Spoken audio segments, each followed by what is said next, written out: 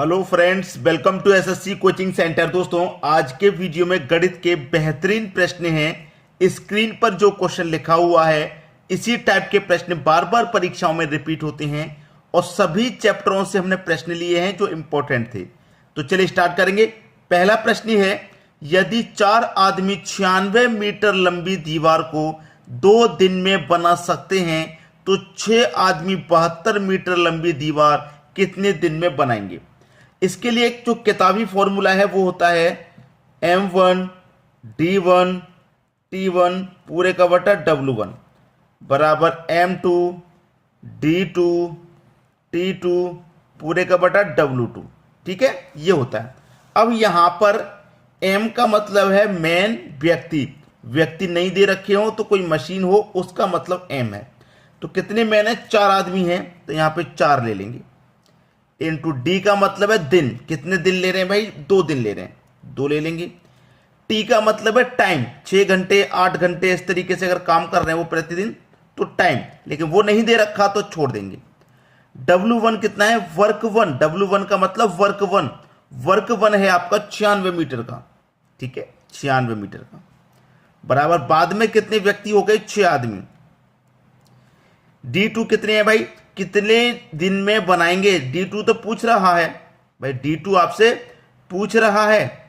और वर्क 2 कितना है? 72 मीटर लंबी दीवार बनाने का वर्क है। अब इसी को सॉल्व कर लीजिए, आपके प्रश्न का आंसर आ गया। देखिए 6 से 72 कटेगा 12 बार में। ठीक है, अब 12 से 96 कटेगा, 12 8 96 8 बार में। बराबर में नीचे नीचे संख्याएं कट जाती हैं, ऊपर ऊपर कट जाती हैं। ठीक है, अब देखिए 4 से 8 कटेगा 2 बार में और 2 से 2 कट जाएगा 1 बार में। तो इधर क्या बचा आपका? 1 और इधर बचा आपका D2। तो D2 कितना निकल के आया? 1 दिन। यानी कि 6 व्यक्ति 72 मीटर लंबी दीवार को कितने समय बना लेंगे? 1 दिन में बना लेंगे। पहला ऑप्शन आपका सही आंसर हो जाएगा। अब देखेंगे अगला प्रश्न। अगला प्रश्न है, A अनुपात B बराबर 8:15, B अनुपात C बराबर 5:8, C अनुपात D बराबर 4:5 हो तो A अनुपात D बराबर क्या?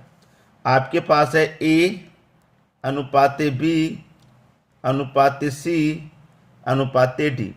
ठीक है, A B C और D ये 4 व्यक्ति हैं। A का मान है 8, B का मान 15।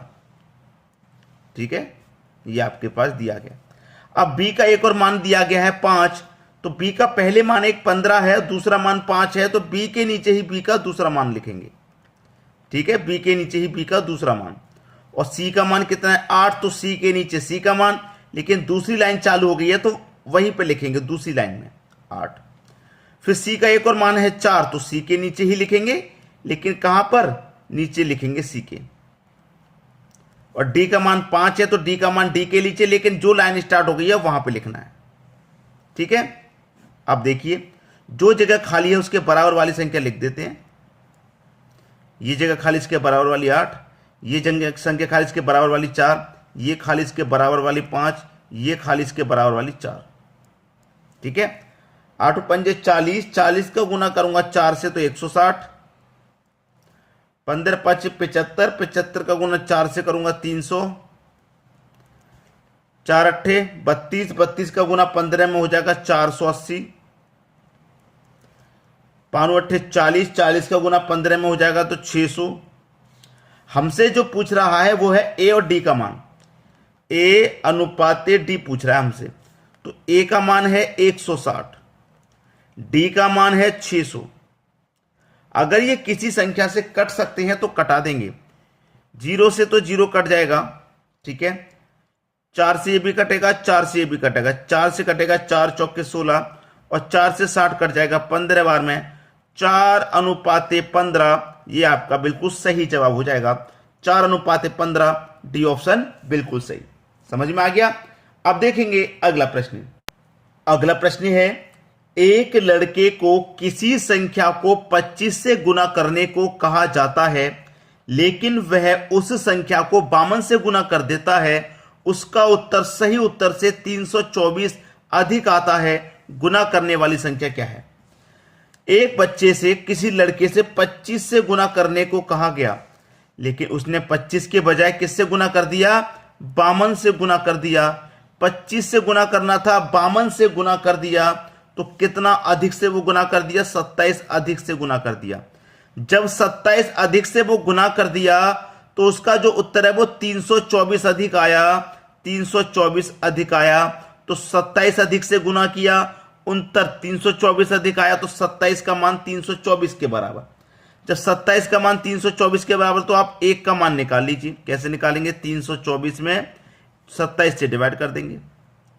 ठीक है, 27 से कटा दो, 12 बार में कट जाएगा, तो 1 का मान आ गया 12 के बराबर। ठीक है, यही आपका सही आंसर है 12, यानी कि पहला ऑप्शन। अब हम इसको चेक करेंगे। ठीक है, इसको हम चेक करेंगे। 12 का गुना कितने से करेंगे? 25 से। तो 12 पंजे 60, 60 का 0, कैरी का 6, 12 दुने का 24, 24 में जोड़ देंगे 6, हो जाएगा 300। अगर हम 25 से गुना करते 12 का तो 300 आता, लेकिन गुना कितने से कर दिया? 52 से कर दिया। 12 दुने का 24 का 4, कैरी का 2, 12 पंजे 60, कैरी का 2 जोड़ देंगे तो 62। ठीक है, 324 आया। अब 300 आना था, आ गया 324, तो कितना अधिक आया? 324। भाई 324 अधिक आ रहा है कि नहीं आ रहा? यहां पे भी बता रहा है कि हमारा जो उत्तर है वो 324 अधिक आ रहा है। 324, देखिए सही उत्तर आना था 300, लेकिन 52 से गुना करने पर आया कितना? 624। तो 300 से 624, 324 अधिक हुआ कि नहीं हुआ? जबकि रियल में 300 आना था। तो 12 आपकी वो संख्या है जिससे गुना करना था। पहला ऑप्शन बिल्कुल सही। अब देखेंगे अगला प्रश्न। अगला प्रश्न है, एक रेलगाड़ी एक निश्चित गति से 240 किलोमीटर की दूरी 8 घंटे में तय करती है।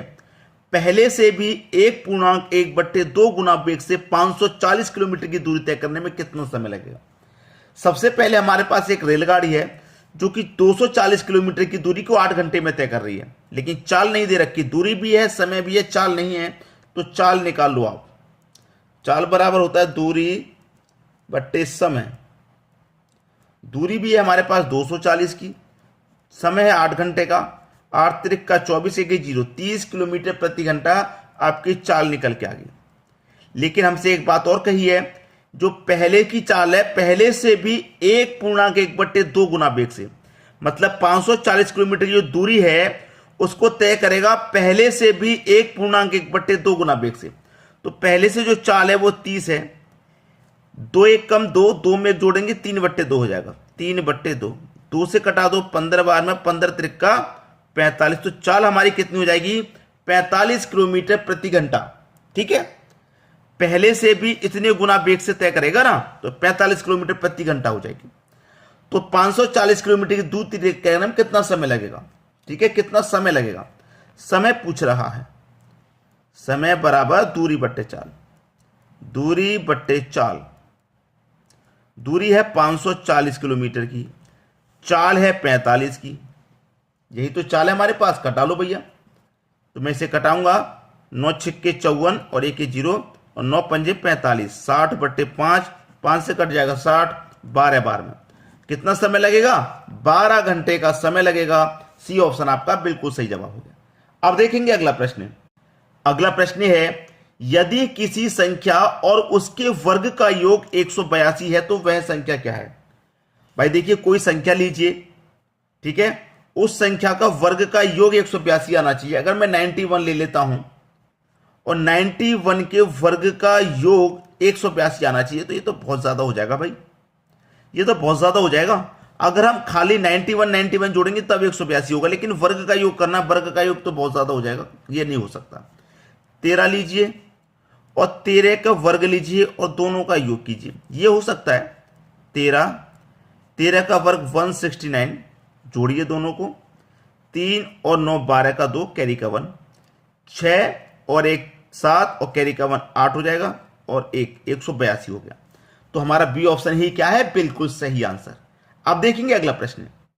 अगला प्रश्न है, यदि दो संख्या का योग 75 है, दो संख्या का योग, पहली संख्या x ले लो, दूसरी संख्या y, दोनों का जो योग है वो 75 है, ये कहा गया प्रश्न में, एवं उनके वर्गों का अंतर 1500 है। वर्गों का अंतर यानी कि इनके x और y के वर्गों का अंतर 1500 है, तो दोनों संख्याओं का अंतर क्या होगा? भाई संख्या ही नहीं पता है अभी तो हमें संख्या ही नहीं पता।